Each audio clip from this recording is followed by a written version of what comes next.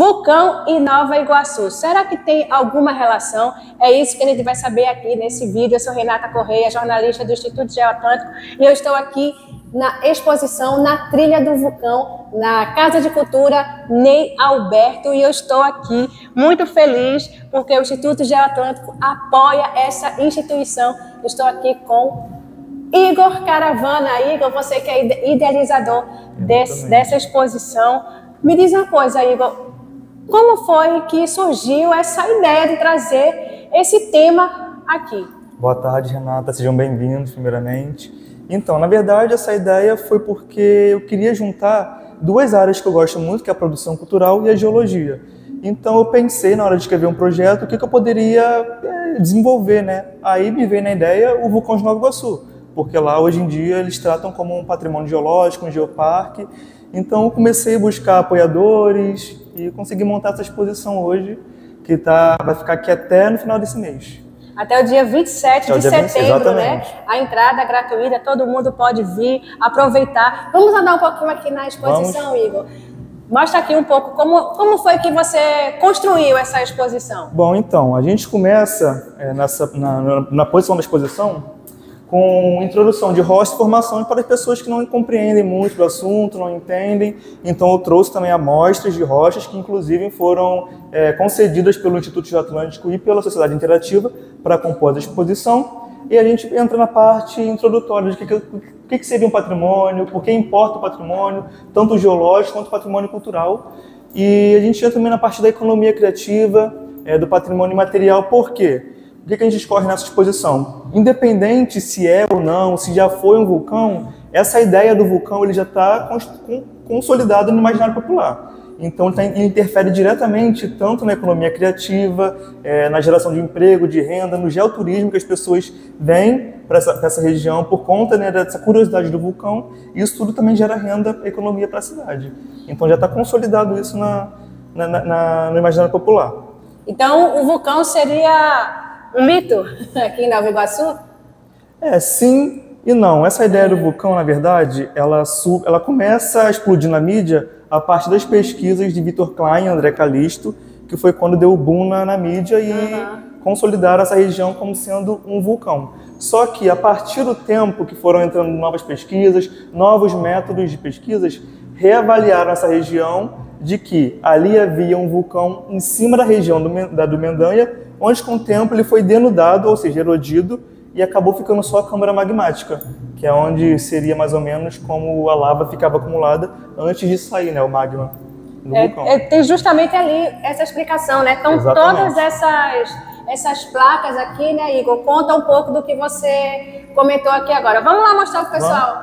Aqui, ó, aqui foi justamente o que o Igor falou, a questão dessa hipótese, né, de vários comentários, de vários pesquisadores, né, Igor? Nós montamos uma linha cronológica com a primeira pesquisa até, entre aspas, vamos botar assim, porque foi da Carta Coreográfica, um livro até raro, tá ali na mostra, onde eles correlacionam essa região, na verdade, com um vulcão, mas nessa pesquisa eles botam que não identificaram nenhum vulcão.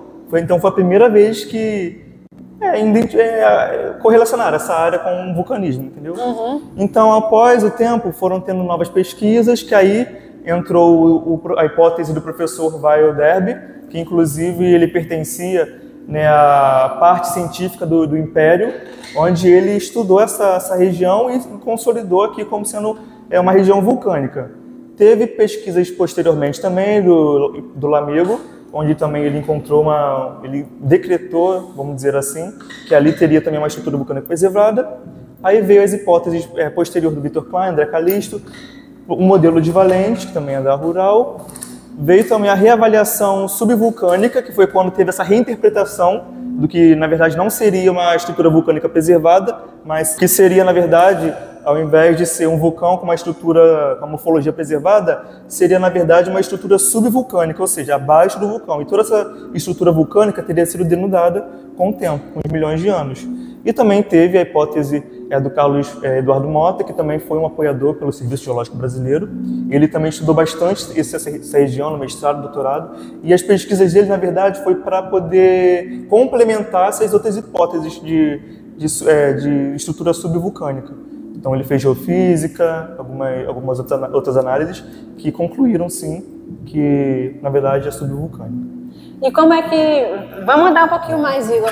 Como foi que surgiu essa ideia também de trazer um pouco dessa história do vulcão para quem não é da área de geologia, né? Porque a geologia ela é um pouco difícil das pessoas que não são da área compreender, né, sobre geologia.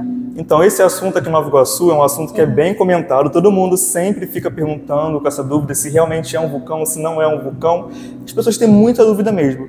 Então, com essa exposição, é tentar sanar um pouco dessa dúvida, dar um pouco de luz a essa situação, para tentar também divulgar as geociências, um patrimônio cultural, um patrimônio natural da região, para as pessoas poderem compreender mais e de forma didática.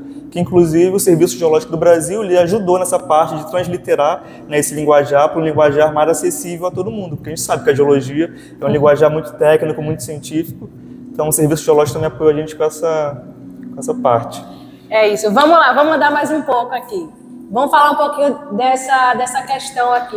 Explica um pouco. Aqui a gente entra na parte de história, de acontecimentos históricos que teve na Serra do Vulcão que impactaram diretamente Nova Iguaçu, como o caso da laranja, onde a própria composição do solo lá da Serra do Vulcão auxiliou muito nessa plantação de laranja, que tornou Nova Iguaçu um dos maiores exportadores de laranja do mundo. Então isso foi até antes da Segunda Guerra Mundial. Depois, um pouco da Segunda Guerra, teve um declínio, né, que por várias questões não deixou, Nova Iguaçu não continuou nessa parte. Mas a composição do próprio vulcão, que era uma composição de sólido mais ácido, auxiliou bastante nessa plantação de laranja. E até a altitude também da serra, porque a citrocultura que a gente fala, eles se dão melhor, vamos dizer assim, em temperaturas mais amenas, que é o caso ali da Mendanha, pela altitude também. Teve uma coisa que eu achei muito legal aqui também nessa exposição, mas é importante lembrar que vale muito a pena ver de perto, né, Igor? Porque a gente está aqui explicando, mas é muito legal ver de fato, né? Todo esse contexto aqui. Exatamente. Uma coisa que eu fiquei muito impressionada foi esses quadros aqui, né, Igor? Queria que você pudesse explicar um pouco o que é que significa esses quadros aqui.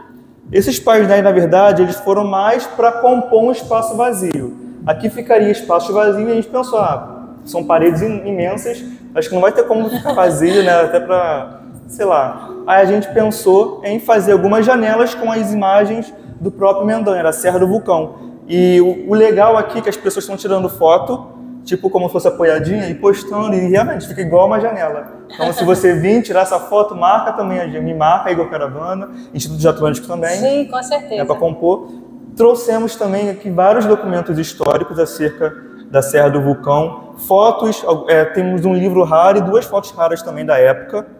Aqui. A carta coreográfica foi onde houve a primeira correlação entre a região com vulcanismo, mas aqui nesse caso eles mencionam que não encontraram nenhum tipo de evidência vulcânica na região. É um livro raro também. Temos documento do Arquivo Ney Alberto, onde temos um texto das primeiras pesquisas do professor Vaio Derby, também, que é o pai da ciência, da geologia científica no Brasil, falando sobre as pesquisas dele no vulcão. E também o Arquivo Ney Alberto. Ney Alberto é o que homenageia, né, essa casa, e ele participou ativamente das pesquisas de Vitor Kahn. Ele era jornalista também, então ele fez toda essa parte jornalística das expedições da Serra do Vulcão. E essa daqui é uma das fotos que foi da expedição da Rede Globo, onde foi a primeira pesquisa, o primeiro boom da mídia, sabe? Então o professor Ney Alberto, o jornalista Ney Alberto também estava lá, presente. Muito legal. Então vamos andar. Aqui tem uma maquete, né, do Mendanha, é isso, né? Essa maquete aqui a gente conseguiu com a Secretaria de Meio Ambiente, que eles também auxiliam lá na questão do parque, e eles tinham essa maquete. Então quando eu vi, eu falei, acho que vai compor muito bem essa exposição, as pessoas conseguirem ver, né, um pouco mais da estrutura toda do Mendanha, dessa estrutura imensa de Nova Iguaçu, e a gente conseguiu trazer essa maquete para cá. Muito legal. Então tem algumas rochas, alguns minerais aqui, né? Exatamente. Essas rochas aqui, elas são todas no Mendanha. São todas rochas que foram providenciadas pelo Instituto Geoatlântico e pela Sociedade Interativa para compor essa exposição. Então aqui a gente vê traquitos, cianitos, que são rochas típicas de ambientes vulcânicos e subvulcânicos para compor essa exposição.